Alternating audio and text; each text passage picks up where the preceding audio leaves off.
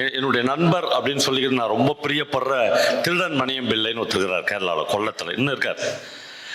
அவர் நீங்க நம்பணும், அவருடைய ஒரு ஆட்டோபயோகிராபி புத்தகத்துக்கு சாகித்ய அகாடமி விருது கிடைச்சிச்சு.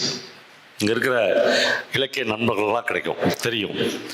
நான் ஒரு தடவை கேரளாவுக்கு ஒரு பெரிய கிரிமினல் லாயர் கொல்லத்தில் அவருடைய புத்தகத்தை வெளியிடுறதுக்கு என்னை கூப்பிட்டு நான் போயிருந்தேன்.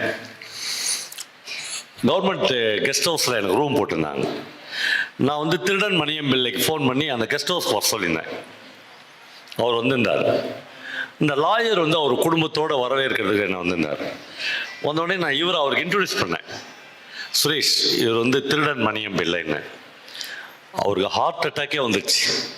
அவர் நான் ஏதோ தப்பாக சொல்கிறேன்னு கல்வனோ அப்படின்னு கேட்டார். கல்வன் திருடனோ ஒன்று பக்கா கல்வன் நான். இவரை ஏன் நீ வர சொல்லிக்கிறாங்க அந்த மாதிரி என்னை பார்த்தாரு. அப்போ நான் அடுத்த ஷாக் சொன்னேன். ஒன்றும் இல்லை, இவருடைய ஆட்டோபயோகிராபிக்கு சாகித்ய அகாடமி விருது கிடைச்சிக்குது என்ன. ஐயோ எந்த தெய்வமே அப்படின்னார் அவரு. இந்த திருடன் எழுதின புஸ்தகத்துக்கு சாகித்ய அகாடமி புஸ்தகமா அப்படின்னு அவார்டா அப்படின்னு கேட்டார்.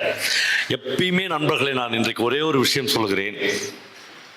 திருடர்கள், பாலியல் தொழிலாளிகள், திருநங்கைகள், கூட்டி கொடுப்பவர்கள், பிச்சை எடுப்பவர்கள், பிட் பாக்கெட் அடிப்பவர்கள் என்று ஒரு கேட்டகரியை நீங்கள் போட்டுக்கினே போனீங்கன்னா இந்த உலகத்தில் எழுத ஆரம்பித்த எல்லா எழுத்தாளர்களும் இவர்கள் பக்கத்தில் தான் இருந்திருக்கிறார். எந்த கனவான் பக்கத்திலும், எந்த பணக்காரன் பக்கத்திலும், எந்த அதானிக்காகவும் ஒரு வரியை ஒரு எழுத்தாளன் எழுதினதே இல்லை.